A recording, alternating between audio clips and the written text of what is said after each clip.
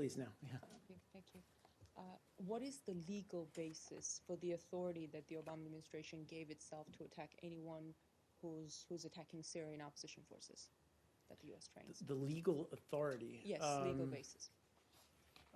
Well, you're talking about in Syria and in protection of the Correct, yes. ISIL, anti-ISIL coalition fighters that have in part been trained by the U.S. Yes. I frankly don't know what the legal authority is. What we're very clear about is that, they're fighting in, frankly, a lawless area of Syria. In terms of they're US under attack. law, Let me finish. Is it the they're AUMF? under attack. Just let me finish. They're under attack and under pressure from a lot of different forces, mostly ISIL, but other forces as well in that region.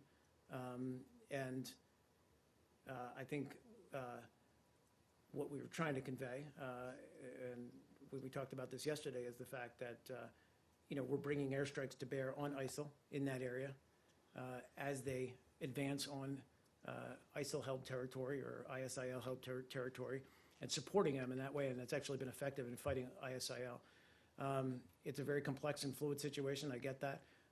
What we were trying to convey is that we'll also do defensive efforts in case or in the hypothetical that they would come under fire from Syrian forces. So the only thing that changed since the announcement is the authority to go after Assad government forces, basically, because the U.S. had been bombing ISIS targets It's not the authority to go Syria after, just let me clarify, I said defensive measures.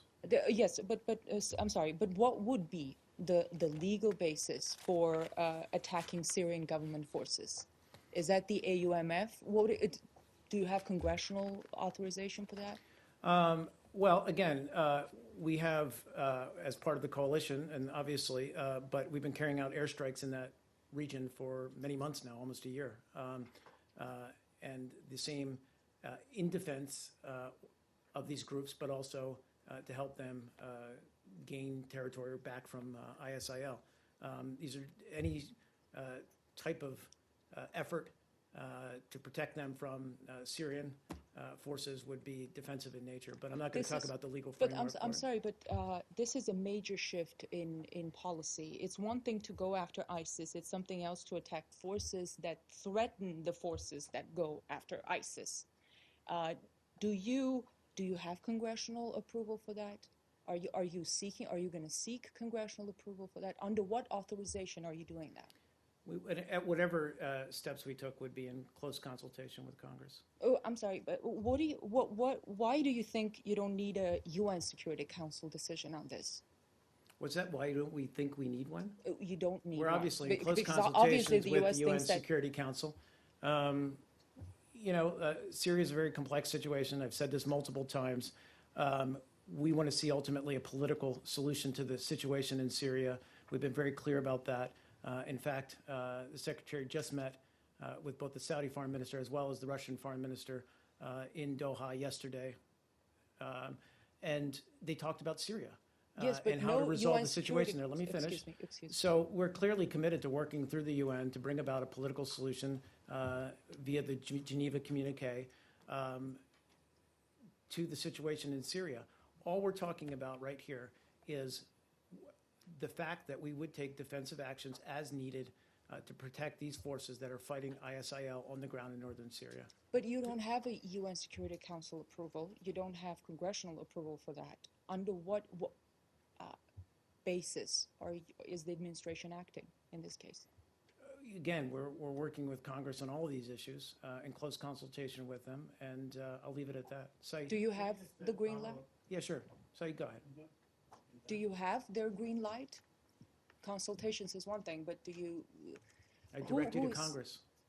Please, go ahead, Saeed. No, I just wanted to clarify something. Yeah, sure. Go ahead. Just to be clear, to my question, what the legal basis is for the decision to attack anyone who's attacking Syrian opposition forces, legal basis under international law or under U.S. law, you said you don't know. How is it possible? I just, again,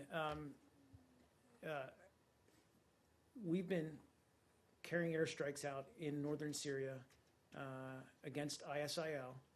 We're continuing to do that. We're doing that as part of a broad coalition, many countries, as well as now Turkey, in support of these anti-ISIL fighters on the ground, both Kurds, Arabs, but also Turkmen, in support of their efforts. That continues to be our purpose, our main goal, is to take the fight against ISIL. Nothing's changed in that regard. So I feel like that answers your question. There's no change in the legal framework. It is actually a major change in policy. It is a major I would policy disagree. announcement, and yet the administration is not giving any legal justification for that.